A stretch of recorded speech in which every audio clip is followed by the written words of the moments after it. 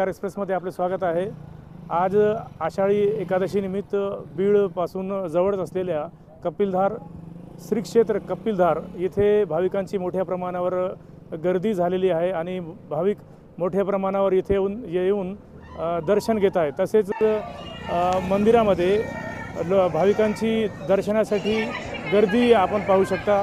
तसेच येथे जे धबधबा आहे, प्रसिद्ध धबधबा आहे, येथे या धबधब्यामध्ये सुद्धा पाणी येण्यास सुरुवात झालेली आहे। तसेच पूर्ण वातावरणात हिरवळ निर्माण झाल्यामुळे या हिरवळीचा आनंद घेण्यासाठी अनेक पर्यटक येथे जल्लोष साजरा करताना आपल्याला दिसत आहेत। सरकार एक्सप्रेससाठी डॉक्टर सिराज खान आरजू सोबत तौसिक अलमास, बीड।